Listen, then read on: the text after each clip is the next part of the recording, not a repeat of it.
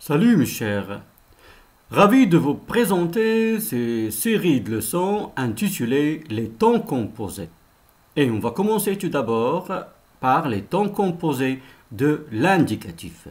Et dans cette leçon, Inch'Allah, on va voir le plus que parfait. Qu'est-ce que le plus que parfait?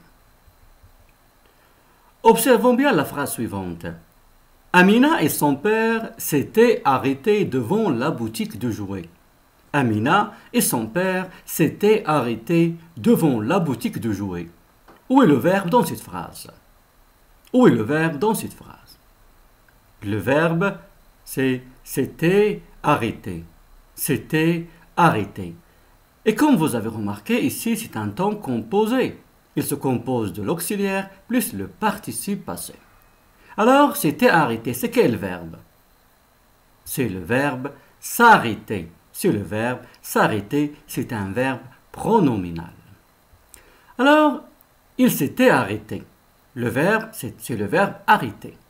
À quel temps est conjugué le verbe? Ou bien, tout d'abord, de quoi il se composait le verbe? On a c'était, c'est l'auxiliaire être à l'imparfait. Arrêter, c'est le participe passé du verbe s'arrêter. Alors, on a l'auxiliaire être à l'imparfait plus le participe passé du verbe. Ça nous donne le plus que parfait. Ça nous donne le plus que parfait. Observons bien maintenant la deuxième phrase. Nous avions discuté notre projet. Nous avions discuté notre projet. Où est le verbe? Le verbe, c'est nous avions discuté. C'est le verbe discuter. C'est le verbe discuter. Nous avions discuté notre projet. De quoi se compose ce verbe? On a nous avions, c'est l'auxiliaire avoir à l'imparfait. Discuter, c'est le participe passé du verbe discuter.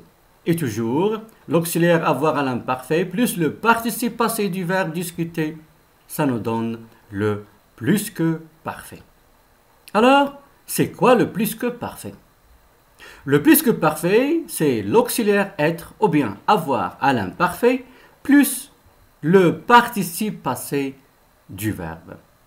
Le plus que parfait, c'est l'auxiliaire être ou avoir à l'imparfait plus le participe passé du verbe. Alors, comme vous avez remarqué, toujours dans le temps composé, le plus que parfait, on a conjugué soit l'auxiliaire être, soit avoir à l'imparfait. Alors, un petit rappel de l'auxiliaire être et avoir à l'imparfait. Pour l'auxiliaire être, j'étais, tu étais, il était, nous étions, vous étiez, ils étaient. Pour l'auxiliaire avoir, j'avais, tu avais, il avait, nous avions, vous aviez, il avait. Et comme vous remarquez, les terminaisons de l'imparfait avec le rouge. AIS, AIS, AIT, IONS, IEZ, AIENT. Maintenant, on va voir que le temps du verbe, il marque la chronologie. Comment le temps du verbe marque la chronologie? On va voir ça dans l'exemple suivant. Observez bien la phrase suivante. Les élèves sortaient après que la cloche avait sonné. Les élèves sortaient après que la cloche avait sonné. Combien d'actions on a dans cette phrase?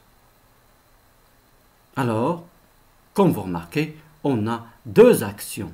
Les élèves qui sortaient, les élèves qui vont sortir, et la cloche qui avait sonné. Maintenant, quelle est la première action qui va être accomplie dans le temps? Est-ce que les élèves qui vont sortir ou bien la cloche qui va sonner? Alors la première action qui va arriver, qui va se dérouler dans le temps, c'est que la cloche qui va sonner. La cloche qui va sonner, c'est l'action antérieure. C'est la première action, avant. À quel temps on a conjugué le verbe ici? Avait sonné. C'est le plus que parfait. Le plus que parfait. Ça veut dire que c'est l'action qui va être la première dans le passé. Et les élèves sortaient. Les élèves sortaient.